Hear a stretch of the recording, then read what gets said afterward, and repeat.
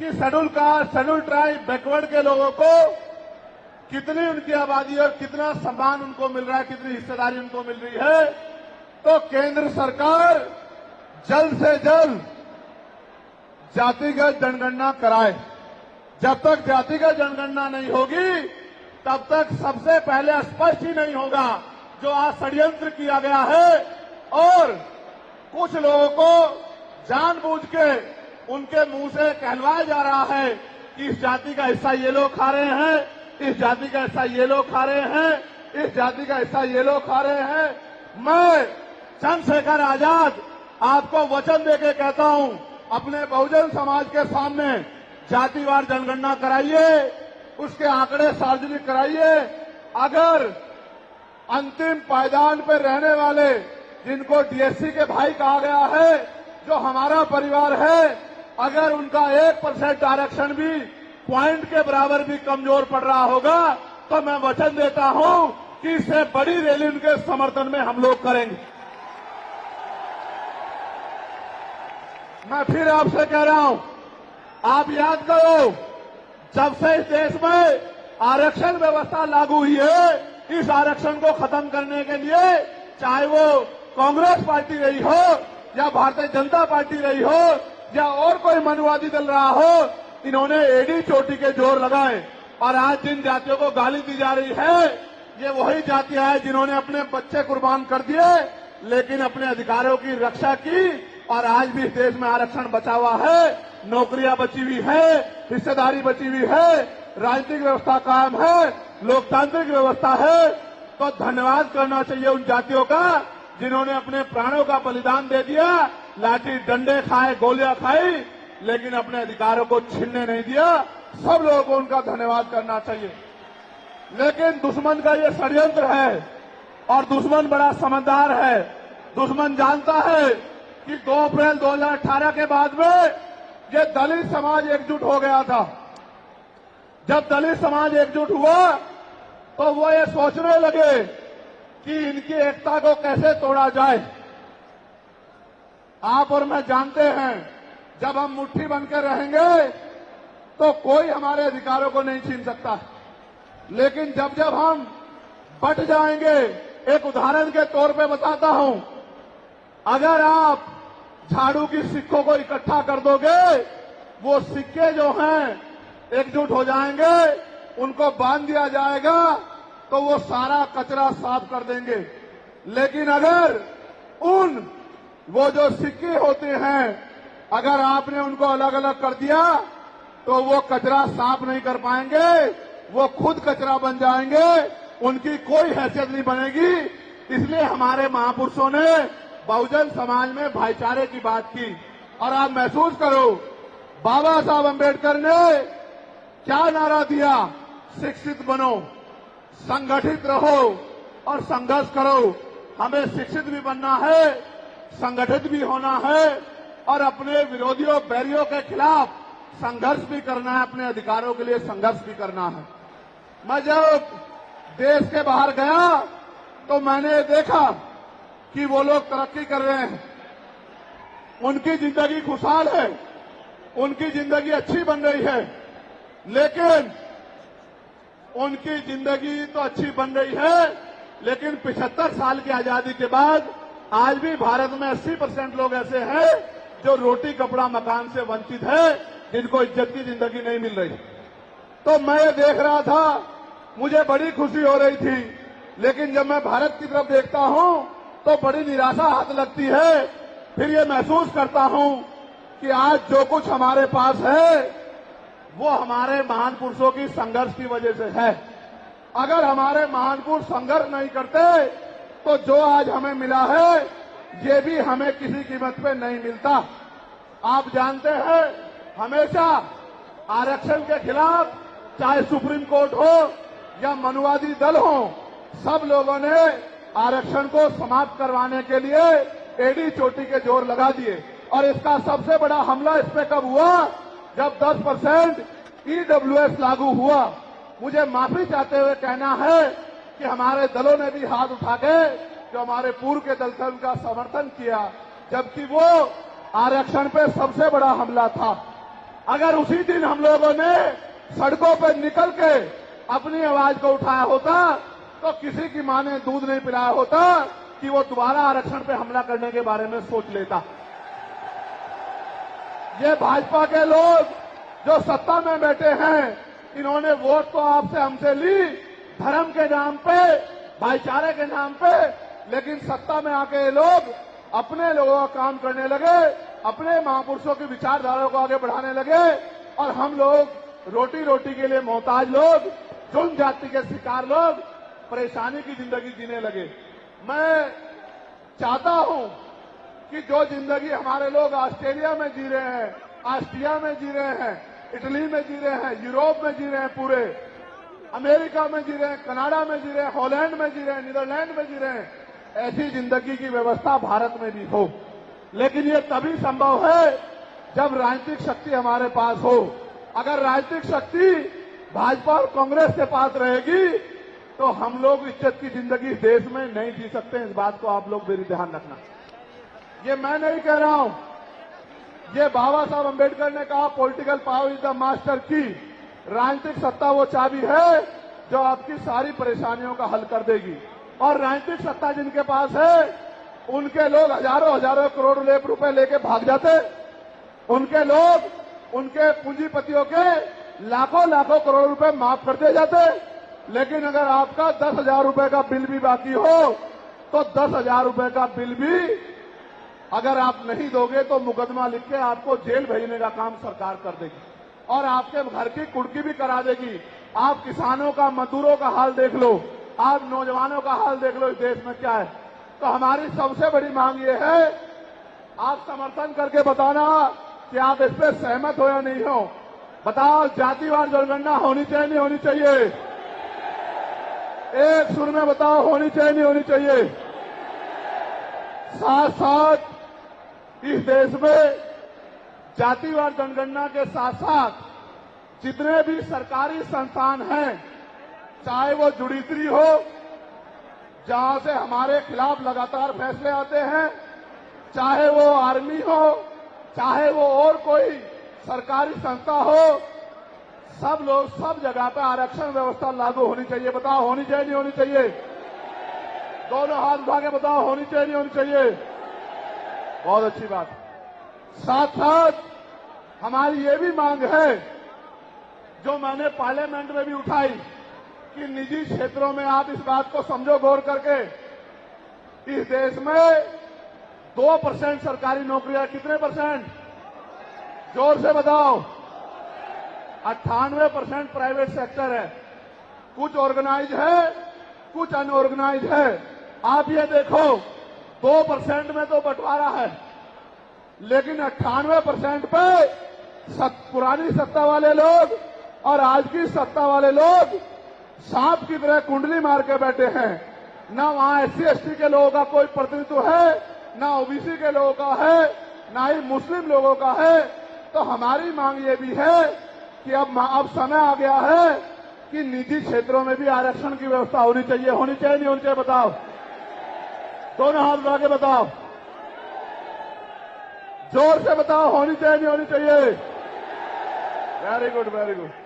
साथ साथ हमारी ये मांग है कि प्रमोशन में रिजर्वेशन भी इस देश में लागू होना चाहिए। शेड्यूल कास्ट, शेड्यूल ट्राइब और बैकवर्ड के लोगों के लिए प्रमोशन में रिजर्वेशन भी सरकारी संस्थानों में लागू होना चाहिए। लागू होना चाहिए, लागू होना चाहिए? बताओ, जोर से बताओ। हमारी ये भी मांग है कि मंडल कमीशन की बाकी सिफारिशें भी लागू होनी चाहिए, क्योंकि जब तक मंडल कमीशन की बाकी सिफारिशें लागू नहीं होगी तब तक पिछड़े वर्ग के लोगों को बराबर की हिस्सेदारी और सम्मान नहीं मिलेगी। हमारी ये भी मांग है, सरकार कह रही है कि क्रीमी लेयर लागू करना चाहिए और जज साहब भी कह रहे हैं क्रीमी लेयर लागू करना चाहिए। मैंने पार्लियामेंट में पूछा कि भारत में कितने शेड्यूल कास्ट के लोग, शेड्यूल ट्राइब के लोग अरबपति बन गए, इसका डाटा आपको सार्वजनिक करना चाहिए, आर्थिक आंकड़े सार्वजनिक करने चाहिए। तब हमें पता लगेगा कि क्रीमी लेयर की स्थिति में हम आए या नहीं आए। आपको शायद जानकारी नहीं है, मैं आपको बताता हूं, आज भी बहुत सारे पदों को एनएफएस करके नोट फाउंड सुटेबल करके हमारे योग्य लोगों को नौकरी से निकालने का काम ये सरकारें करती है, क्योंकि कलम की ताकत उनके हाथ में होती है। जिनकी राज सत्ता पे कब्जा होता है, हमारे लोगों का राज सत्ता पे कब्जा नहीं है, इसलिए सारी योजनाएं हमारे खिलाफ बनती हैं। हमारी ये भी मांग है, जिस पर मैं गौर कर रहा हूं, सरकार ने कहा, मैं आज इस पर भी बोलूंगा। आज अगर मैं इस पर नहीं बोलूंगा तो हमारे लोगों को पता ही नहीं लगेगा देश में क्या हो रहा है। सरकार ने कहा कि वर्गीकरण लागू होना चाहिए। मैंने आपको बताया कि बातें तो बहुत लोग करते हैं, लेकिन जब आरक्षण पे हमला होता है, जब और किसी तरीके से आरक्षण को खत्म किया जाता है, जब गांव-गांव जाके लोगों को समझाने का प्रयास किया जाता है, तब जिन जातियों को आज सरकार के इशारे पे गाली दी जा रही है, उनको ही उन्हीं की जिम्मेदारी मान के लोग घर में बैठ जाते हैं कि भाई यही आरक्षण की रक्षा करेंगे, यही अधिकारों की रक्षा करेंगे। लेकिन सच ये है, अगर सरकार की मंशा वर्गीकरण के जरिए वास्तविकता में निचले पायदान पे बैठे अंतिम व्यक्ति को ऊपर उठाने की होती, तो जिस तरह से 10% आर्थिक आधार पर आरक्षण की व्यवस्था की गई थी, 10% आरक्षण की व्यवस्था डीएससी के भाइयों के लिए, डीएससी परिवारों के लिए सरकार कर सकती थी। उनका कोई मतलब नहीं बैठता था कि इन्हीं में टुकड़ा डाल दे, क्योंकि सरकार जानती है इनमें बंटवारा हो जाएगा तो इनके खिलाफ आंदोलन आसान हो जाएगा, इनको पता भी नहीं चलेगा कब इनके अधिकार खत्म हो गए। मैं आपसे कहना चाहता हूं, सरकार बताए उनके पास वर्गीकरण की क्या पॉलिसी है, किस आधार पे वो वर्गीकरण करना चाहते हैं, कौन से आंकड़े उनके पास है, कौन से डाटा उनके पास है। मैं सरकार से जानना चाहता हूं, सरकार कमेटियां बना दे और वर्गीकरण किस फॉर्मूले पे करेगी ये भी बता दे। हम सरकार को भी सुनना चाहते हैं। अभी देश में पिछले दरवाजे से कुछ नहीं होगा, जो कुछ होगा आमने सामने होगा। अगर हमारे अधिकारों की बात आएगी तो लड़ाई आमने सामने लड़ी जाएगी। सरकार ये भी बताए क्या वह रोस्टर में बदलाव करेगी, क्या सरकार रोस्टर में बदलाव करेगी, सरकार बताएगी। हमारे लोग तो अभी सही तरह से चीजों को नहीं जानते हैं। मैं ये भी विश्वास दिलाता हूं, स्पेशली डीएससी के भाइयों को कह रहा हूं, मेरी बात को गौर से सुनना। स्पेशली डीएससी के भाइयों को कह रहा हूं, उन जातियों को जो लोग आंदोलन कर रहे हैं, आपको एहसास नहीं है, जब देने की बारी आएगी हम बताएंगे अपने भाइयों को किस तरह से आगे बढ़ाया जाता है, किस तरह से उनकी हिस्सेदारी दी जाती है। अभी तो हम पे देने कुछ है ही नहीं। मैं आपको विश्वास दिला कहता हूं, डीएससी के जो हमारे भाई हैं, वाल्मीकि समाज के भाई हों, धानुक समाज के भाई हों और बागड़ी समाज के भाई हों और किसी सैसी समाज के भाई हों, मैं चंद्रशेखर आजाद वचन देके कहता हूं बहुजन समाज के सामने, ये हमारी आपसी बातचीत है। आप दुश्मन के इशारों पे काम मत करो, हम लोग बैठ के अपनी लड़ाई को निपटा लेंगे। हम लोग अपने आप बैठ के चर्चा करके आपके साथ बैठ के, अगर कहीं हमें कुछ डर भी है, आप चीजों को नहीं समझ पा रहे हो या हम लोग समझा नहीं पा रहे, अगर आपको अधिकार मिलता है तो बताओ, हमारे किसी व्यक्ति को तकलीफ है क्या, बताओ। अगर हमारे डीएससी के भाइयों को अधिकार मिलता बताओ, हाथ उठा के बताओ, तकलीफ है क्या हमें किसी को। ये इतना बड़ा जन समूह गवाही दे रहा है, अगर डीएससी के भाइयों को कुछ मिलता है तो हमें तकलीफ नहीं है। लेकिन हम इस सरकार की मंशा को जानते हैं, हम इस सरकार को जानते हैं, इनके चरित्र को जानते हैं। ये देना कुछ नहीं चाहती, ये तो इसको अटका के रखना चाहती हैं। आप ये देख लेना, इन्हीं के कुछ लोग पहले सुप्रीम कोर्ट चले जाएंगे। जैसे उदाहरण के तौर पे गौर करो, 69,000 शिक्षक भर्ती में सरकार ने 20,000 पदों पे घोटाला किया। हम लोगों ने आंदोलन किया तो सरकार ने 6,800 नियुक्ति की लिस्ट जारी की। फिर अपने लोगों को हाईकोर्ट भेज के उस पर रोक लगवा दी। फिर हाईकोर्ट पे फिर हमारे लोग लड़े तो उन्होंने कहा दोबारा लिस्ट जारी करो, इनको अधिकार मिलना चाहिए। तो वोट लेने के लिए हमारे लोगों के सामने कहा कि भाई मिलना चाहिए, हम समर्थन करते हैं, लेकिन अपने लोगों को सुप्रीम कोर्ट भेज दिया और सुप्रीम कोर्ट में इनके बैठे जजों ने फिर से उस पर रोक लगा दी, इसलिए हमें इनकी नीयत पे शक होता है। मुझे डर ये भी है, अगर ये अधिकार स्टेट गवर्नमेंट को दे दिए गए तो ये कॉन्स्टिट्यूशन का तो बहुत बड़ा वॉयलेशन होगा ही, 340 का, 341 का, लेकिन AB का। लेकिन सबसे बड़ा खतरा ये है कि कल जो सरकार सत्ता में आएगी वो किसी भी अन्य जाति के लोगों को शेड्यूल कास्ट में उनको शामिल करके आपके पूरे अधिकार को छीन-बीन कर सकती है। अगर ये पावर स्टेट को मिल गई, हमें सरकार की मंशा पे सिर्फ शक है। हमने ये भी मांग किया, आपको याद होगा, यूपी के साथी हमारे जानते हैं, हमने 2 साल पहले, पौने 2 साल पहले मांग की थी कि जो 52% ओबीसी हैं उनको 27% रिजर्वेशन सुप्रीम कोर्ट के लोगों ने दिया, आबादी से आधा। सुप्रीम कोर्ट ने मंडल कमीशन की रिपोर्ट के बाद ना चाहते हुए सरकार ने कर दिया, तो सुप्रीम कोर्ट ने अपने तरीके से रोक लगा के 27% दिया। हमने मांग की पौने 2 साल पहले यूपी में गोरखपुर में पीसी करके कि ओबीसी की आबादी तो 52% ही है, तो 15%, 27% से अलग 15% आरक्षण की व्यवस्था अलग से अति पिछड़ी जातियों को करानी चाहिए। मांग हमने पौने 2 साल पहले उत्तर प्रदेश में उठाई थी। उसके बाद उसी दिन हमने मांग उठाई, क्योंकि हमें नैतिक चरित्र है।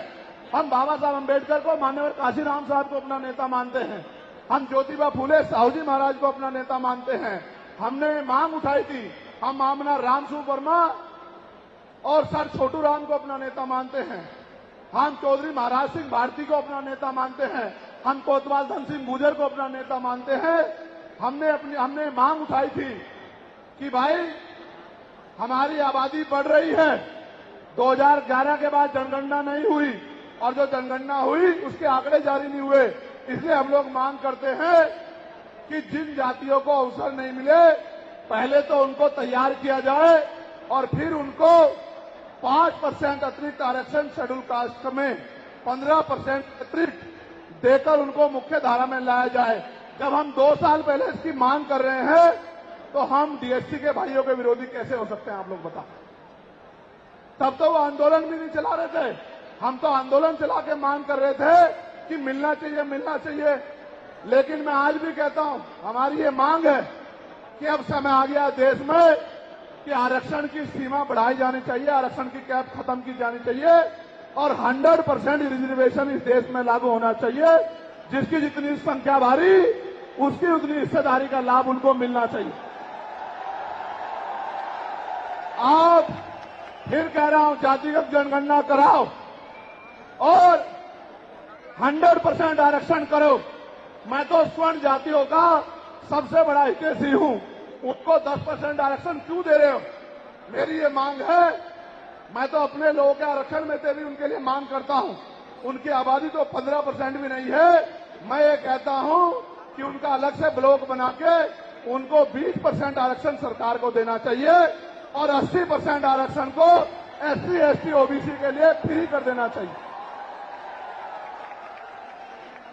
जबकि काशीराम साहब तो 85% की बात करते थे, लेकिन मैं समझता हूं कि उनमें भी लोग गरीब हैं, इसलिए मैं उनका 5% और बढ़ा रहा हूं। लेकिन पहले देश को ये तो बता दो, जातिगत जनगणना करा के, कि भाई अभी तक उनका प्रतिनिधित्व कितना है, अभी तक उनकी सरकारी नौकरियों में हिस्सेदारी कितनी है और कितनी कमी उनकी है जो आपने 10% उनको दे दिया।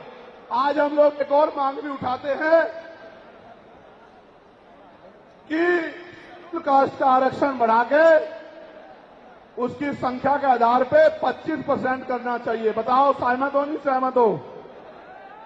जोर से हाथ उठा के, दोनों हाथ उठा के बताओ सहमत हो नहीं सहमत हो? तो ये हमारी वो मांगे हैं जिनके लिए आज हम लोग यहां इकट्ठा हुए हैं। और हम इकट्ठा नहीं हुए आज तो मजबूरी या अपने देश से प्यार था कि हमने अपने आंदोलन को बदलाव कर लिया। अगली बार अधिवेशन तो होगा इंदौर में, लेकिन जब तो इस बार एक और बड़ा आंदोलन रामलीला मैदान में, और रामलीला मैदान से अपनी ही पार्लियामेंट का घेराव करके अपनी मांगों को उठाने के लिए हम लोग करेंगे। बताओ मदद करोगे नहीं करोगे?